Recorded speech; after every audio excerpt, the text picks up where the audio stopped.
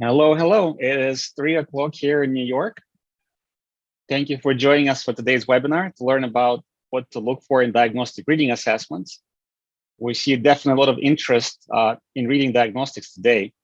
So I'm Yevgen Borodin, the CEO of Capti and a research professor at Stony Brook University at SUNY. I'll be your host today, and we'll be here to make sure you have an engaging experience. Our hope is that you will learn something new today and leave the event with understanding of what to look for in diagnostic assessments and help your students overcome learning loss and catch up and keep up.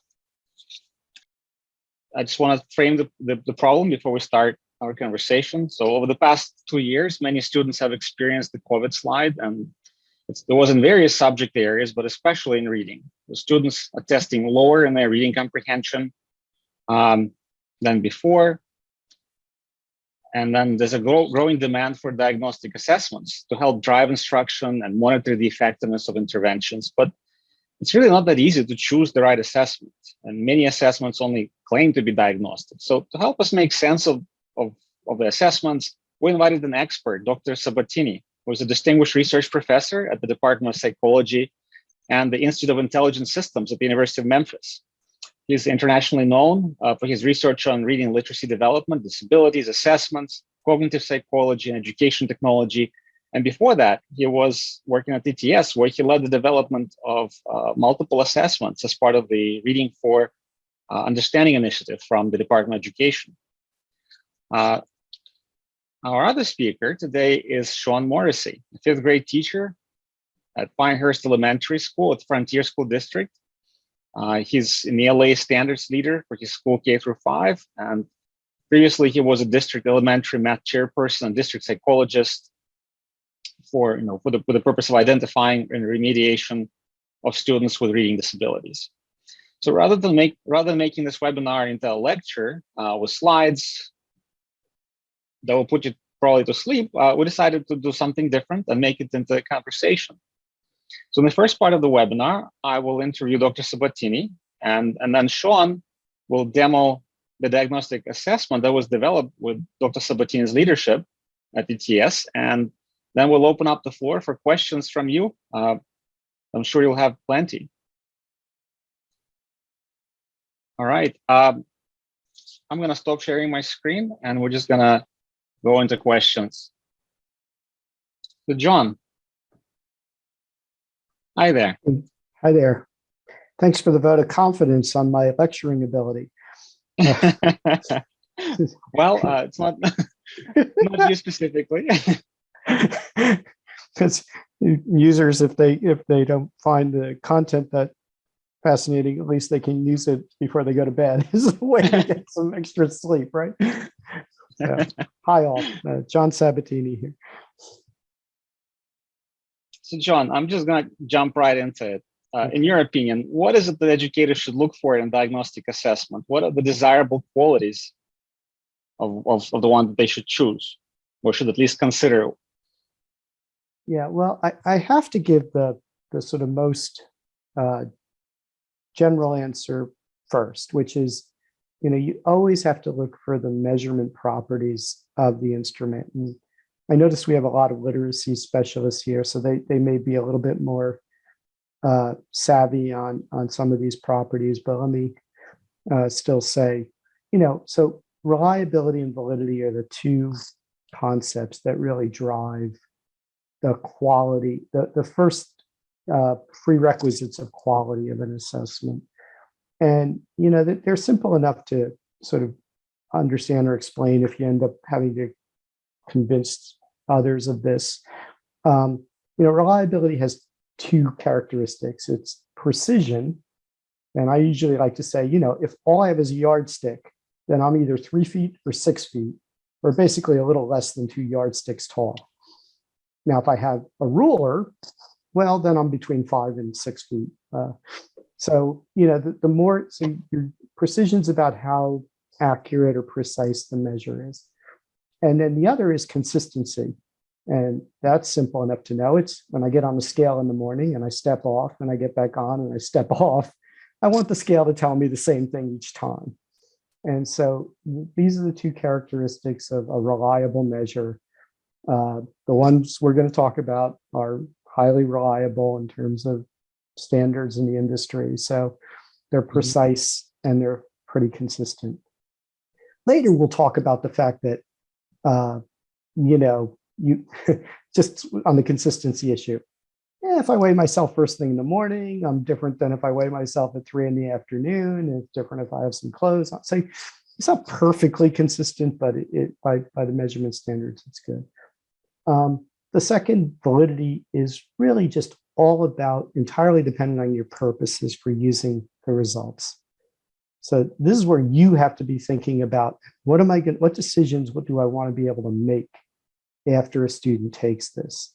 And so, we've chosen a set of, in this battery, a set of indicators that we think are, for a classroom teacher, are instructionally actionable. As you know, we have forms that allow for repeated measure over time so that you can see if the things that you're doing instructionally are helping the student to grow over time. If you wanted to look relative to your classroom, that may be all you need to see the ordering. If you want to look relative to a national sample, you can look at that kind of thing. And if you want to say, look at where they stand relative to growth over time, not just within a year, but across years, we have scales that sort of indicate where they are in that trajectory. So, but validity can also mean whether a student should be referred for other testing, for even more diagnostic, or for disabilities, or it could be used for aggregating at a school to see, should we be investing in more interventions, because a lot of our students are just falling below this particular threshold on this particular skill set, and so we need an intervention for it. So, but validity, still, it's all about understanding what you're going to use the information for, and is this, these measures we have giving me information about that. I know Sean's going to talk about a little bit about this idea with respect to, the sort of other kind of validity is to say, do the results ring true relative to some of the other things I know about a student, right? Because any student could have a bad testing day, or respond differently to something. So you have to also use your judgment as a professional who sees a lot of students and say, okay, does this seem like it's reflecting something I know about the student when I do certain actions with them? Does it appear to be, right? And so you combine those things and you get validity. All right, that's very interesting. And I assume that the one other thing that to look for in an assessment would be the coverage, right? The kind of skills that they're covering. And so I guess I'll pose the question to you: what kind of skills should diagnostic assessment focus on, and why isn't reading comprehension assessment that most people are looking at? Why isn't that enough? Yeah, I'm going to give a little bit complicated answer about this one, then go straight into sort of what we did. So anytime you're learning, there's a big, what's called a cognitive bottleneck in your processing, which is you can only remember so many things at one time. If you try to remember digits or letters or random words. And so this is, again, we have pretty much specialists on the phone. This is working memory. So working memory is the big bottleneck in your head to do things. Well, how do you do lots of things, lots of skills, lots of things at the same time? Chew gum and walk, draw close. And the answer is you store it all in your head so that it comes up automatically. So anytime you get into a habit or you practice something, you overcome the bottleneck. Knowledge overcomes the bottleneck. Skill, practice overcomes the bottleneck. So we looked at primarily foundational skills, and most of these skills need to become automatic, fluent, a lot of knowledge has to be in your head so that you're not thinking about them while you're doing your comprehension. So why don't you just do comprehension? Because then you don't know if they actually recognize the words on the page as words that they know. And so we looked at decoding and word recognition, because before you can figure out what it means, you have to know what each word is there and if you know it. And then the second test says, well, you might recognize that word, but you don't know the meaning. Comprehension kind of breaks down if you don't actually know the meaning of the words that you're reading or listening to. The next one's a little bit of a left turn, morphology, but that's basically you get a word like dependent, independent, independence, dependence. So when you have a family of words that all sort of have a common root, one, you expand your vocabulary. Two, you understand how they change the syntax or grammar of the sentences you're reading so that you have cues there about meaning. And generally, it just helps you to expand and build your vocabulary more rapidly if you understand how different word parts, work together in English. You can make a guess that certain words are going to mean certain things, even if you've never seen them before. The fourth one up there we have is sentence processing.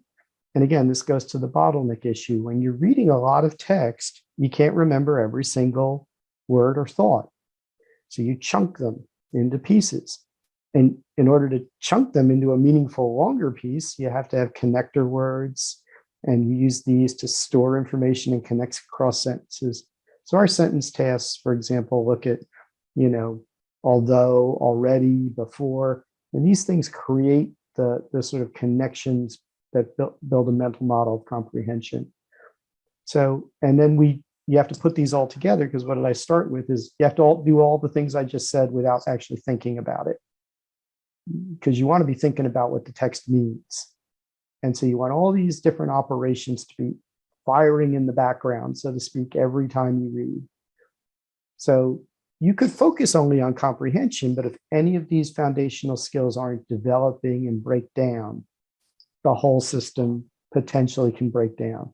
And then what you have to do is you have to draw in outside information and make guesses when you could actually be using that same energy and effort to be elaborating on what you're thinking about or doing more complex, deeper comprehension. So that's why we picked the set we did, and that's what we think others, when they do good diagnostic assessments, do a similar modeling of what's important for a student over time to know, and are they able to do it? Great. All right. So because we have all these different levels of education, different grade levels, I was wondering if there's a difference in how reading should be assessed in these different levels, in early elementary, late elementary, middle school, and even high school, and why? Yeah. Yes. You're welcome. Yes. Yes. And that's the short answer. It's kind of incomplete. So, the first thing I like to say is, the thing about reading is it's invisible to the outsider, right? You can't see what's going on in the head of the individual unless they perform a task and you see the results of that task. But the other thing is that, again, reading develops slowly over a long period of time. In fact, over the entire period you just showed, K through 12, and I would argue across your lifetime, your comprehension and your other skills are changing and growing across your lifetime as a reader. But if you're a teacher or literacy coach, maybe even, you often only see a student coming in on this long trajectory for a particular block of time, whether it's in third grade or fourth grade. And so what you have to do is, you're not seeing that whole history before and after. You have to figure out where they are at that moment. But if you're in the middle grades, you have these longer texts that are more complex. You have more complex questions you want to ask about them. They presume a larger available vocabulary that the student can deal with. So the answer is the texts are changing in complexity across all the grades. The The kinds of questions we're interested in students being able to understand and answer about them is changing. And other features of the maturity of the student comes into that. We don't usually ask third graders or second graders, why is Hamlet so upset about the death of his father? So yes, we have to ask all these, but the issue we come back to is if the foundational skills aren't in place, every time you move to that next level of complexity and maturity, you're dragging a weight behind you of the ability to sort of understand those. And so we kind of had tried to do as much as we could to help, say, somebody coming in for the first time seeing a student at 5th grade, where you don't know how far behind they are or how far ahead they are. You want to make sure that their experience of learning fits within what they need next, the zone of proximal development and the specific sets of skills that they are strong or weak in. That's what requires some diagnosis. So you know who you're getting and when and where, and so that when you leave them for the next person who may not be able to know until they get their assessment information, they'll know where they should bring that student to the next step. So if I always make sure to say this, if a student is lagging in skills at whatever grade level and content they're supposed to be reading, one still needs to give them access to that grade level and that content directly. But if one only gives it to them in, read this text, one may be disappointed because they can't read that well, they can't read that quickly enough, they can't devote enough processing to the higher order skills that you care about. So that's where you do turn to things like text-to-speech and alternate ways to make sure both the content is growing, at least in an oral language way. If you have second language learners, that's a whole different issue, as well as the printed text. Okay, and so I hear you say that regardless of what grade level you're in, if students are struggling, it's good to assess a variety of different skills and see where it breaks down. Okay, but at the same time, it's really unlikely you're going to know where they're struggling until you assess. I mean, if they're responding to your instruction fine and performing well, you don't have to go in. I don't believe you have to go in there and check all the sub skills necessarily. If that performance is consistently strong and they're responsive to your instruction.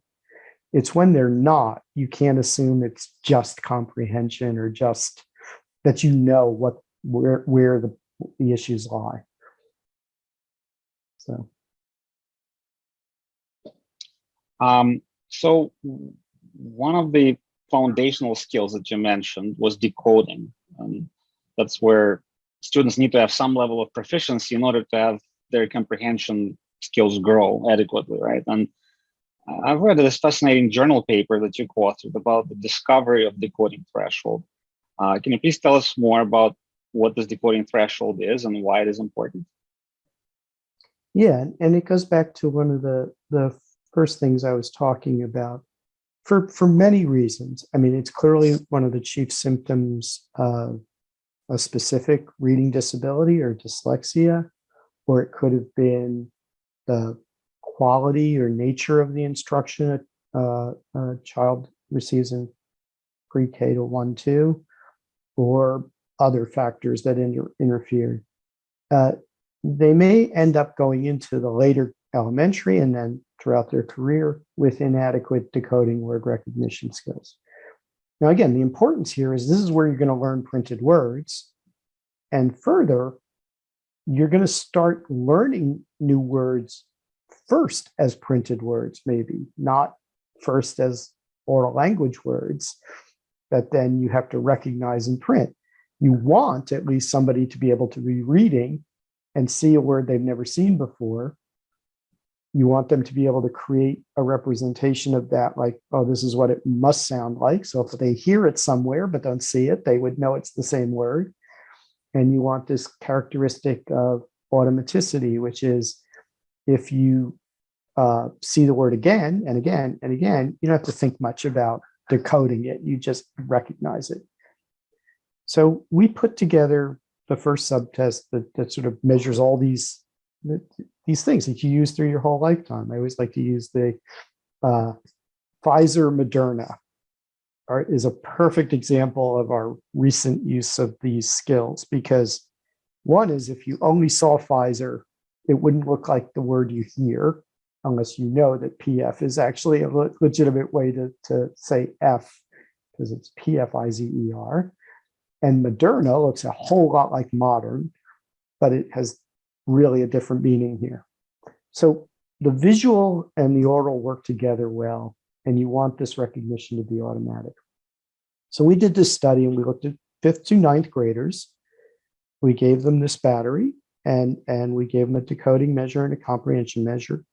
And we noticed we had a large sample, and that might have been important because smaller samples, when you look at the correlations and the pattern, you have people at the low end, you have people at the high end, and there's this sort of line. But when you have a lot of people, you have the visual. Yes, I actually pulled it from your paper. Yeah, you can do something called broken line regression, which means you look at whether the two skills are correlated, but at a certain point, the shape of that correlation changes. And so what we found was at the point where the red line is in the thing you shown, was that in fact, there was no relationship between decoding and comprehension, except that your comprehension was always low, right? There's no linear path. Whereas above that point, every time you go up in decoding ability, you're also going up in comprehension ability and vice versa, as a rule. So you can see the line goes up.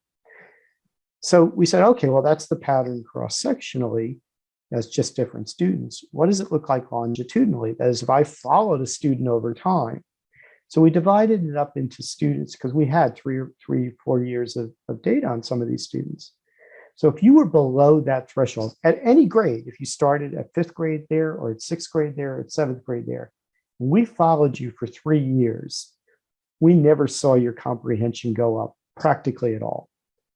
On the other hand, if you were above that line, every time you progressed a year, both your comprehension and decoding would grow at a much faster rate. And, our explanation of this was that without remediation, if you can't recognize the words on the page, you never get better at comprehending them. And if you're struggling so much with actually doing that, learning that, and because remember, over time, you have to read more text, more vocabulary, more things. You have to be learning the words visually to keep your comprehension growing. So we considered this to be something worth publishing, very important. It was a message that said, you cannot ignore these very foundational decoding and word recognition skills, even in students in grades 5 through 9 and above. And again, I sort of thought I already knew this because I did a lot of research on adult literacy learners. And this was the kind of pattern we knew there that they had poor decoding skills. We knew that was a problem, but we'd never seen this kind of relationship in the school level data. That's great. I think this is very new for our listeners, for our audience. One very interesting thing is that was an absolute point on the scale. So as I said, if you fell below, I think it's about 240 there, was it 238? It's an absolute scale, meaning if you fall below 238 as a 5th grader, that's below the threshold. If you fall below 238 as a 6th grader, that's still the threshold. If you fall below 238 as a 7th grader, it's still the threshold.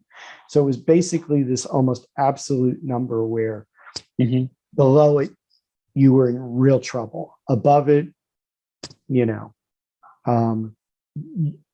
could respond better to instruction you were being given.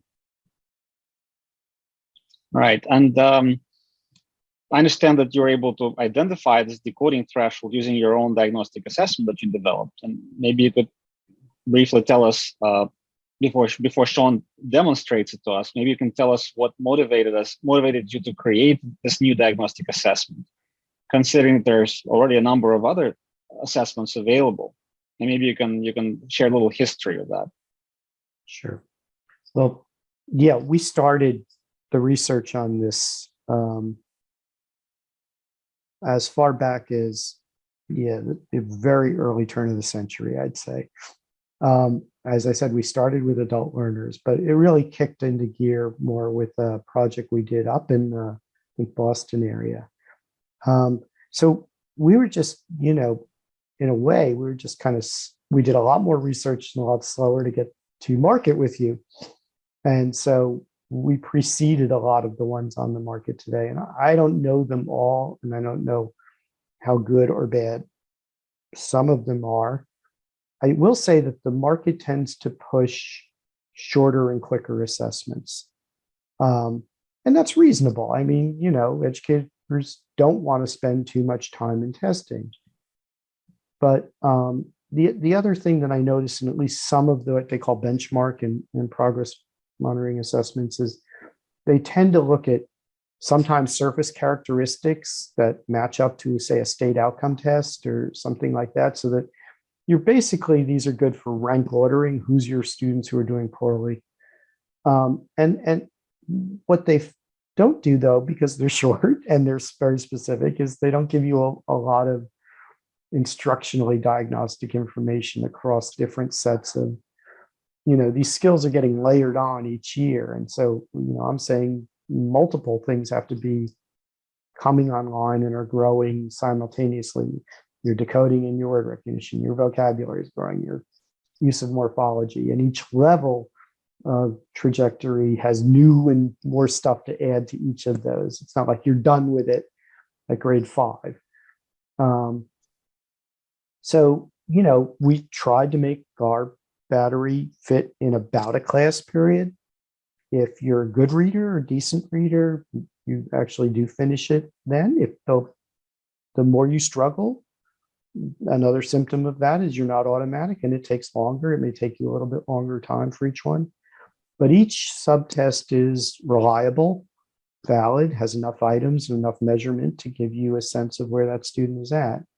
And, that's what when we eventually got it out there, it's sort of, okay, everybody else wants it to be shorter, quicker, and easier. But, as you've been working with your clients and others, it's like, well, yeah, but then you need to know, where the breakdowns are. And the older the student, the more places there could be these gaps.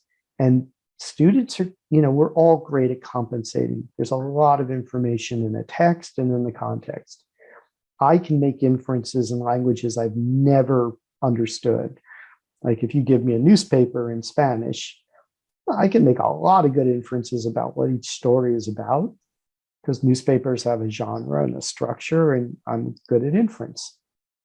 But it's not reading, and it's not sustainable until I actually learn Spanish vocabulary and Spanish grammar. Again, I want to reinforce something I mentioned earlier too, is just because you identify weaknesses and subskills, you do not divert all instruction to them. It's always important students are reading longer text, reading things that are interesting. And I always do this like any complex skill. It's like learning a musical instrument or dance or sport. There should be a combination of skill, practice, and play. In this case, play means extended reading for pleasure or information or new knowledge, content learning. So you never do, because otherwise you make it all about skills. One is it doesn't connect. Two, it bores the crap out of the students and they rebel, especially if they're older, because they really do think for themselves, as we know. All right. The privilege of partnering with ETS to host their ETS ReadBasix assessment on our Capti platform. We help assess, advance, and accommodate reading. And you mentioned different subtests and the fact that it takes potentially longer than most assessments, although I hear that iReady still takes longer than this. Yes, most assessments cover only, they have a few items per skill if they claim that they have a lot of skills. And I heard the number of skills is what actually affects the accuracy. So the more skills, the more items per skill assessed, the better, more reliable results are.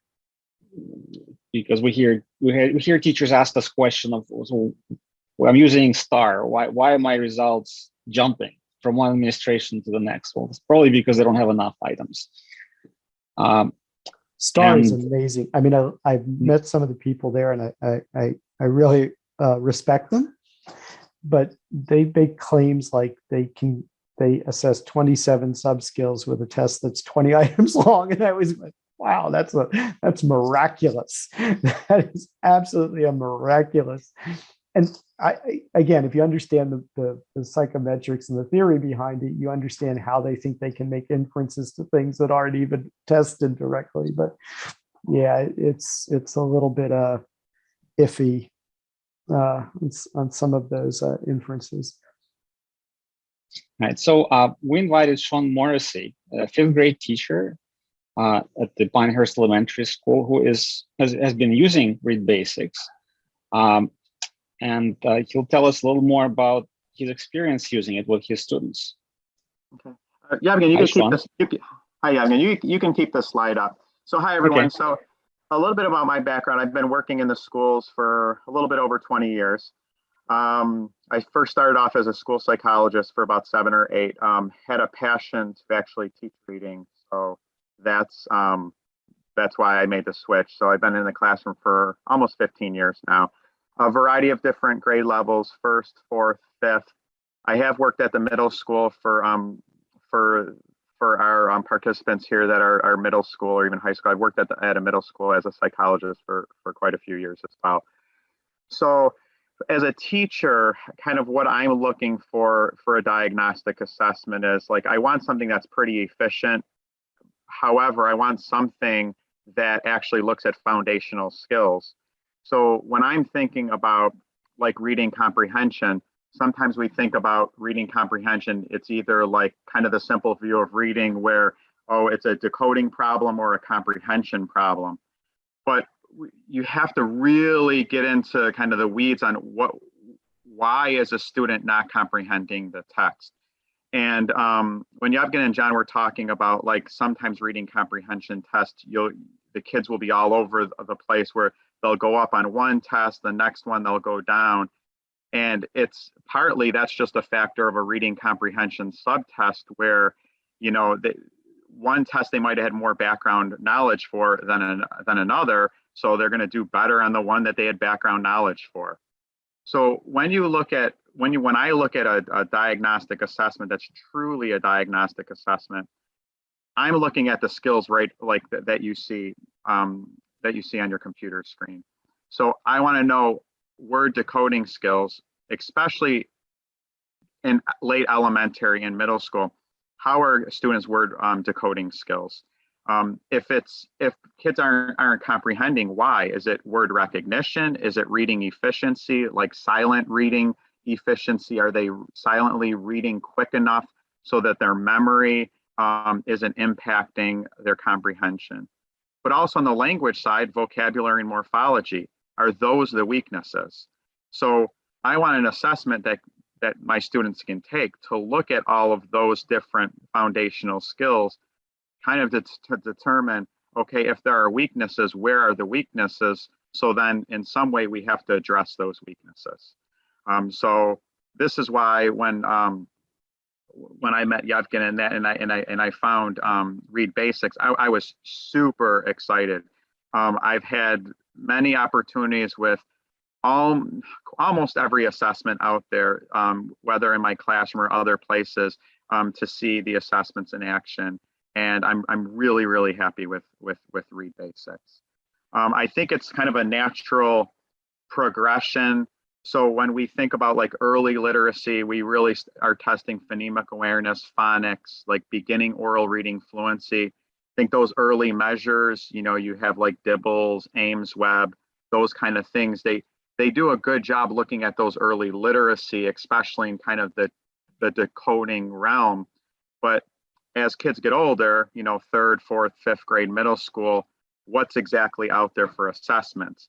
And generally the assessments out there, they're reading comprehension, just general tests that will like correlate with state assessments, but aren't necessarily telling you like, what do these students have to work on? So I think this is kind of a natural progression from those early literacy measures, which I like. So John was mentioning about the decoding threshold, and this is really, really interesting. So this is my actual students. So this is actual data. Now these numbers are absolute scores. So it's not like they're depending on how old the students are and what grade level. So if you look at the first column on the left, word recognition and decoding. So once students get to 240, they're kind of past that decoding threshold, as John said, that then they're decoding strong enough where their comprehension will improve. But if you notice, I have students here from student 6 to 34 that is below the decoding threshold. What's really interesting is this is the only assessment that, and my students and in my district, we use other assessments as well that are mandated. If you look at student number 22, which is the fifth one down here, the decoding threshold was 227 for this student. This is the only assessment that picked up weaknesses in reading. Besides for what I saw in the classroom, I kind of noticed with spelling and different things in the classroom. But this picked up her weakness. And this student weakness is spelling, but it's also reading multisyllabic words. So even like Ames Web or an oral reading fluency measure, she fell in kind of an okay range, a typical range, because there's not a ton of harder academic multisyllabic words in those oral reading fluency passages.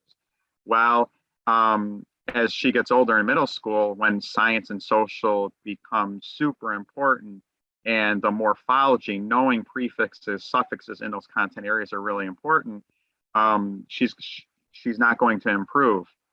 So what I was able to do now is look at this data, along with some spelling things that I've done in the classroom. But now I'm using an intervention. I'm going to be using the rewards program with her to help build and strengthen how to decode multisyllabic words. So this really picked it up for that student, which no other assessment did.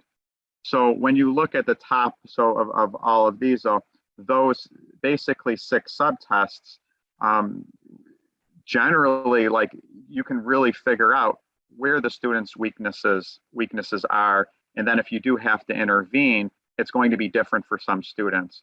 So I have some students that I have to intervene more with word decoding, versus other students, it's more of a language issue like vocabulary or morphology. So when we do some interventions, that's more tailored.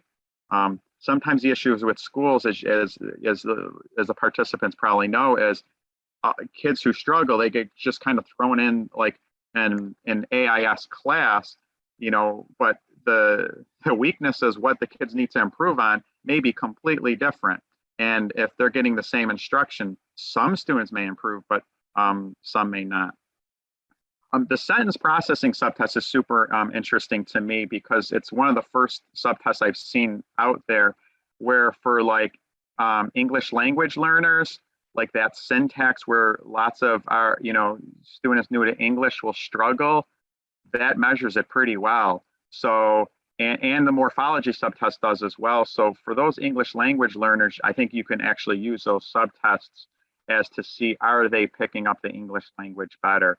Because it's looking at a lot of syntax where most reading tests, almost all of them, don't really look at kind of a syntax subtest.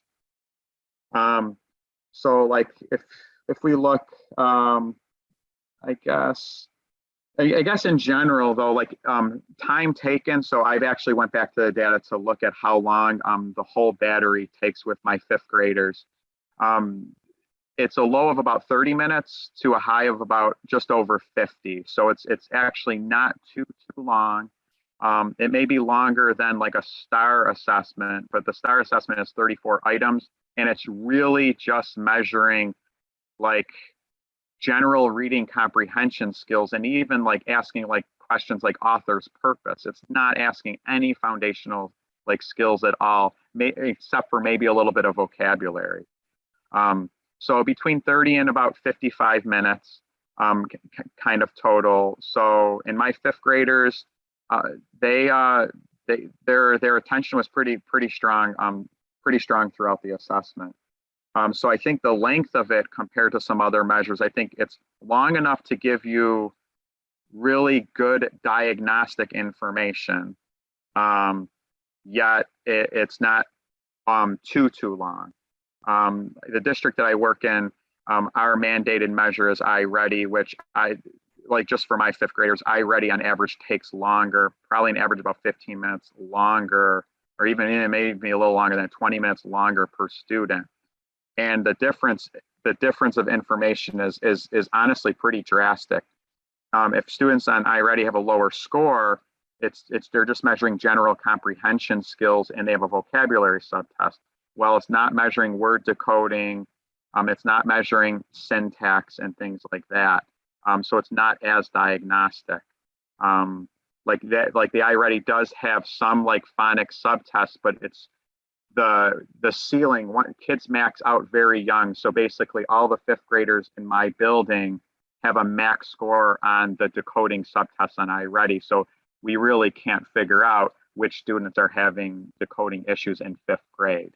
Maybe in first or second you can, but definitely not for fifth. So I'll just I'll just show you. So this is kind of the general platform here. I'm going to pick up one student here.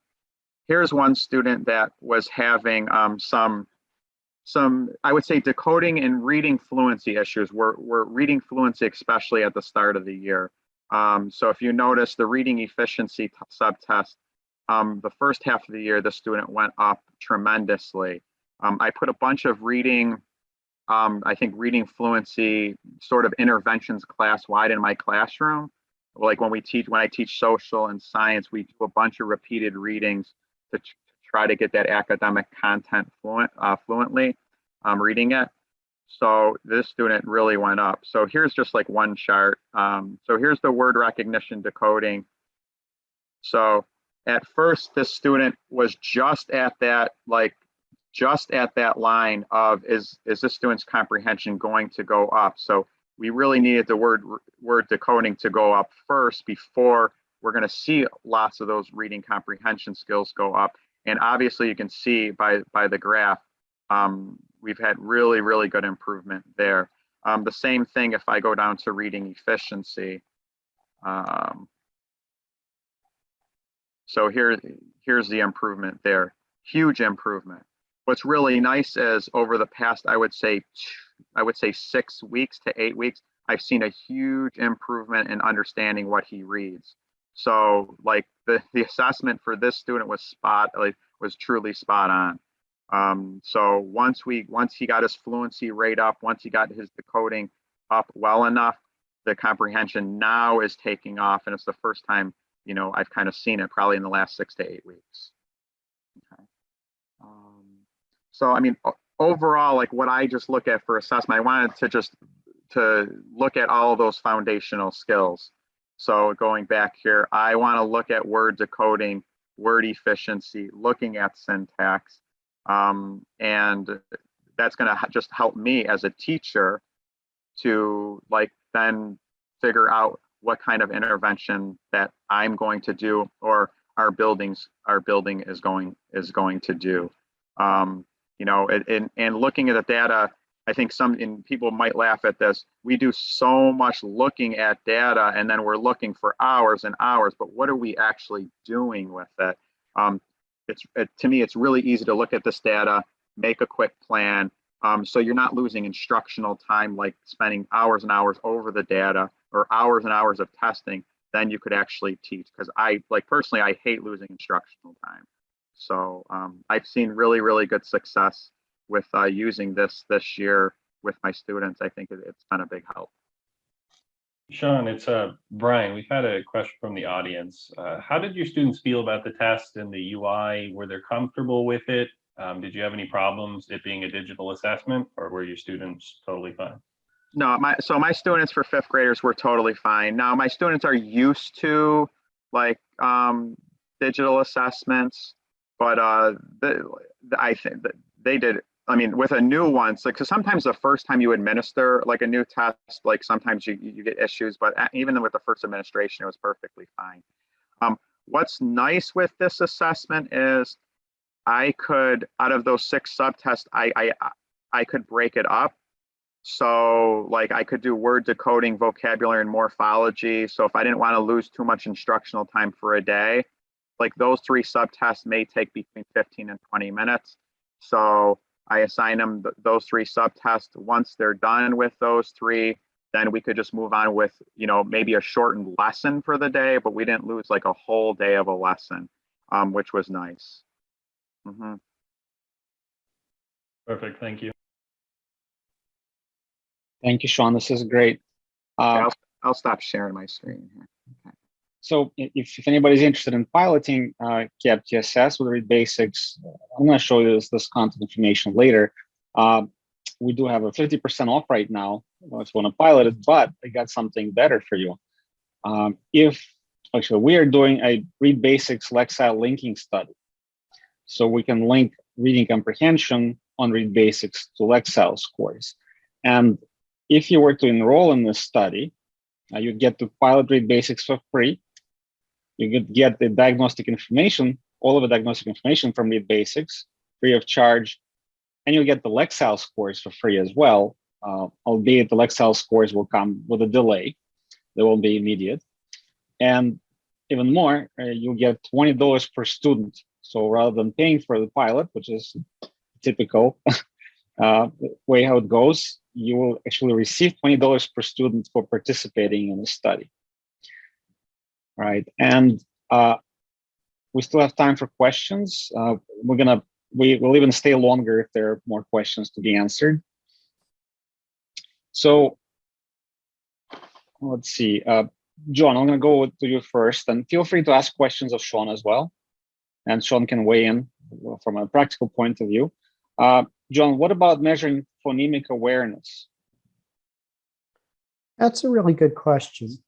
And I think the jury's probably still out for older learners. I recently heard a webinar, it was wonderful. I think was it Benita Blackman? One of the founders of the research there. I may be getting the person wrong. I apologize. And she was commenting that the more recent research, they used to say, well, you should start with the compound words and then syllables and then rhymes and then get down to the phonemic level.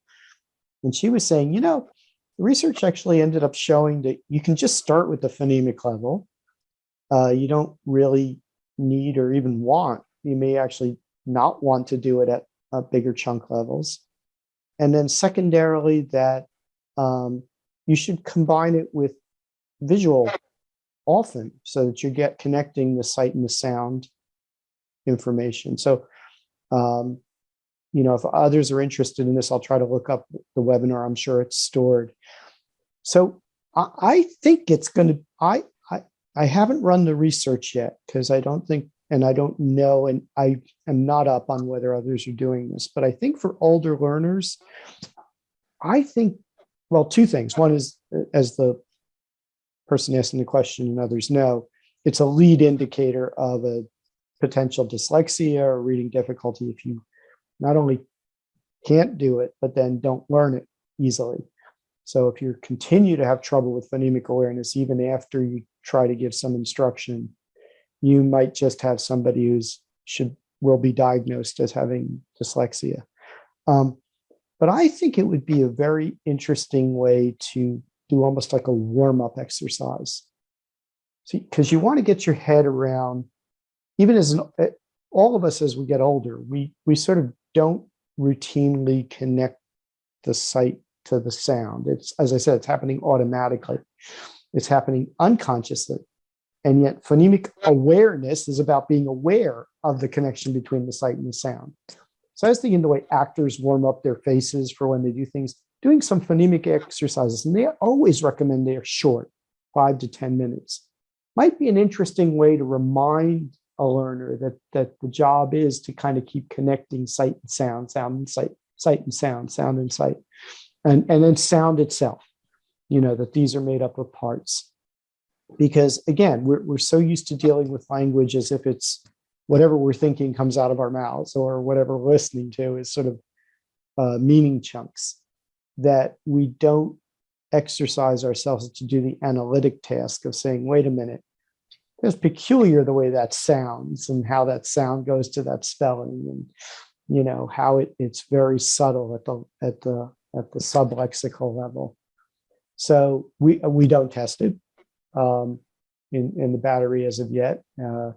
So I don't know if it's on the drawing board now. I'm not at ETS anymore, but I also think the research is uncertain about how it will play into sort of older diagnostic models. And if the person who asked the question knows more, please send us the link. And it is my understanding that phonemic awareness is measuring phonemic awareness is more prevalent in the early grades, like K through 2, right? It should be part of almost any program in early development. Yes. I mean, it should be in the instruction and certainly part of the routine or diagnostic assessments in K through 2. They just drop it, as far as I know, after that completely. And I don't think the research is real rich on, say, adolescents. Sean, in your 5th grade, do you still use phonemic awareness? Yeah, from a practical standpoint, like as the kids get older after 1st grade, especially after 2nd grade, if students have major decoding issues, like when we think of like dyslexia, like in the subtests for ReadBasix, the decoding subtest, the reading efficiency, those students are going to do poor in those subtests. Like for an intervention, you're never going to do just a phonemic awareness intervention. And even with younger kids that have weak phonemic awareness skills, phonics is sort of part of it. So you're always going to associate letters with an intervention anyway. So practicality standpoint, I'm not sure for older kids if it's very practical. John, there was a follow-up question from Nancy Shepherdson. Was it Susan Brady that you were trying to remember? Thank you. Yes, Susan Brady. Yeah. Thank you. And by the way, that I just saw the note on CTOP. Yeah, check the sample size for the 19 to 24. I think they have like 50, 70, at least they did in the old days. They had like 50 or 75 total adults, and not specifically those with low literacy. I always found that to be just, but yes, at least they did think to make sure to have some sampling all the way up to adults. There's also a question. Actually from 2 different people. Christine is saying, I work with teachers of students with visual impairments and like to include information on literacy evaluations in my training. And Carl is saying, I'm particularly interested in how this research, and I guess that was about the decoding threshold, affects students with ADHD and dyslexia. Maybe I shouldn't have linked those 2 questions together. Maybe we'll come back to this later. But can you talk about different populations? I want to expand the question and say, well, what about students with vision impairments? What about students with ADHD? What about students who are ELs? Is there any difference? And is this diagnostic assessment work for all of them? So, I mean, I'll preface with we haven't done subpopulation studies on the validity with some of these special populations in enough detail. So let me talk more generally. I mean, a much more general rule is before one goes crazy interpreting diagnostic reading assessments, even ours, please check for vision and hearing. Because we deal with adults a lot of the time, and older adults, and I am one now, I know that I can't read well without reading glasses. And uncorrected vision problems all by themselves would manifest as a reading problem, whether it's near or distant. I think the person is talking about different kinds of very specific visual impairments. And I don't know how to generalize on that one. They're clearly the research that talks about reading, it is a sequential activity, as is listening, right? The speech is coming in an order. And when you read, you're moving across the text in an order and you're trying to process things. The eye movement research is one of the most influential to me because it tells me that a fluent reader is jumping, saccade fixation, about 4 times per second. And so you're looking, and each word is sort of being fixated. So your eyes are going like this across a text in normal fluent reading. And so that's a very lot of processing going on in your head in a very short amount of time. And it's almost miraculous how well it's happening. And there are issues with both dyslexics and generally of when you have trouble with this kind of sequential visual processing. When the synchrony between that and say, bringing this information into your language processing is off, you're going to have all kinds of trouble with print reading. And so, but these are very, deeper cases. And because we do not in the ReadBasix, except for the reading efficiency, really probe into this issue of fluent reading across text. I don't have much to say. We're actually we have proposed a larger study to look at the transition from oral to silent reading. And this is one of those issues that we're looking at is sort of, are you, as a young reader, sort of moving the right processing from when they were, say, reading aloud, when they can hear what they're saying and the expression and prosody is, evident to themselves as well as to others. And then they move to doing that silently. Are they moving all the operations into the silent modality? Or are they changing the way they process text? Are they skipping around? Are they pausing more? Are they doing something different than they were when they were reading orally? And again, I think some of these visual processing issues may show up there. And it's a wandering answer, but if they want to follow up with me on more specifics, I'm happy to give my best shot at it. Yep, so we provide everybody's emails if you want to send a follow-up question. We are at time, but we have more questions, and I think you said we're okay to stay 10, 15 minutes. Sure, if they can stay, I'm happy to answer more questions. If anybody needs to leave, we'll send you a recording of this so you can finish watching it later. So coming back to Carla's question, I'm particularly interested in how this research affects students with ADHD and dyslexia, and this is about decoding threshold. I'm curious about the decoding threshold and what can be done for a college student who is just as an adult receiving reading disability diagnosis. They must keep up with college coursework and also have decoding issues. What is the appropriate academic or reading intervention?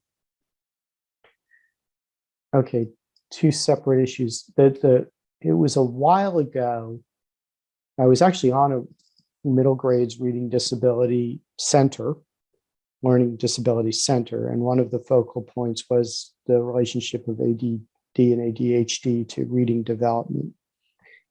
And I am not up to date anymore. That was several years ago, so I'm sure the research has also moved on. But at the time, the general rule was that because ADD and ADHD are a matter of attention, they were interfering with the instructional part of reading, not the reading itself per se. So the fact that you couldn't always have them focused attention on without medication meant that they weren't sort of learning some of the foundational skills to make them implicit. But if you did look at the reading behavior of those who were sort of successful, that wasn't the issue. They could definitely process fine as long as their attention stayed focused on what they were reading and doing. So, but I'm sure there's more nuanced work that's emerged since. With respect to the college students, I'm starting to come to a different place now, to be honest with you. I'm starting to say, maybe you need to lead with the text to speech, maybe, and then use that as the scaffold or support to move back to reading. And here the issue is I do know some programs in college and community college who are working on directly intervening back on decoding and word recognition. And I've done some of those studies myself. I just wonder if the pathway, it's going to take a long time to get there in that direction, to work from the bottom up. So maybe we need to be more creative with the sort of top down, so to speak. So there's a tool, for example, also from ETS that I'm working on called Relay Reader. And what this does is, and others are coming out with these, you listen to a paragraph of text being read to you. And again, some of the other Capti services may do this as well. And then you're watching the text as you're listening to it. So you're getting some visual support. And then you read aloud for a paragraph or so. And then it picks up on your speech from that and gives you some feedback. And then you listen again and you read again. So it's reinforcing both the visual channel and the oral channel. Importantly is the oral channel, the listening channel is getting you the content you need so that you can handle at real time the college content. So now your language skills still have to be very strong to handle this at a college level, but at least you're not being delayed so much by your own poor reading that you can never get the content into your head. So I think I would love to do some more research on this. I think we have some things planned to sort of say, okay, how do we draw your attention to the underlying foundational skills in the right dosage, so to speak, while you're doing the college level content? And can we, and one phrase I always say is, you're in your K through 12 for about 12 years, give or take 2 or 3, depending on how your particular trajectory works. And you're an adult for the rest of your life. And so you have more time and your processing is faster as an adult. So if you're willing to take the time and put in the time and allow yourself the time, I think I don't see any reason, short of a very severe case of dyslexia, that you can't acquire these skills. But it may just take more time and more focus. Yeah, and since you mentioned our other Capti products, so one of our component products is Capti Accommodate, and there's a Capti Higher Ed version that is used across the universities in the United States and also in K through 12, and that specifically has text-to-speech and enables students where teachers or instructors upload any text and then read and listen to it, use different active reading tools to work with it. And a lot of students who are using it in college and in K through 12 are students with dyslexia, because they need to keep up with the curriculum, keep up with the content, while also trying to improve their skills. And yes, will be coming out with the sort of like similar to a Relay Reader version, but the one would work with any text, so students can read the text that they were assigned for class and also read it aloud and get some feedback on how well they're reading. And a quick note to our other line of research on the relationship between knowledge, prior knowledge, and reading comprehension. It's exactly as Sean mentioned earlier. You can compensate a lot with knowledge. I mean, it's the great equalizer. It's one of the things about measuring text complexity. Well, a text is complex if you don't know a lot about it, and then it's a lot easier if you do. So there's an interaction there between your knowledge, and the more you know, the more you can actually use that to compensate. That may or may not be a great idea for you as a reader, but it is a good idea for your understanding. We actually have been identifying what we call a knowledge threshold, and that is when your prior knowledge is so thin relative to the topic of the text that you can't make the connective inferences to build an understanding of it. And we've actually looked at this, interestingly, in American football, as we called it, because And the scenario we set up is that, you have exchange students who come into US classrooms and they think football is what we call soccer. And the rules of American football are arcane compared to others. And it was funny, in our lab, we had people from all over the place. So yeah, we had actually this mix of knowledge. And my colleague Zoe always uses the term like icing the kicker, which is a cliche they use in football, American football, which probably has no meaning whatsoever to anybody who doesn't know American football.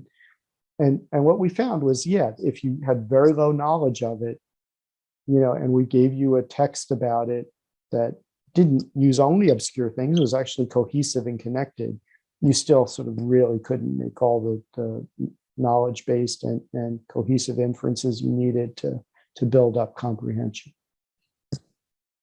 I grew up in Europe, so this is the real football. I agree with you. So I like American football too. We'd like to thank you for attending the webinar. We will be doing another webinar soon, maybe within a month, on advanced reading comprehension skills, with another assessment that John has led the development of. And that's it for today. Thank you for your attention. Thank you so much for inviting me. It's been Thank you. fun. And Thank you, Sean. Thank you, John.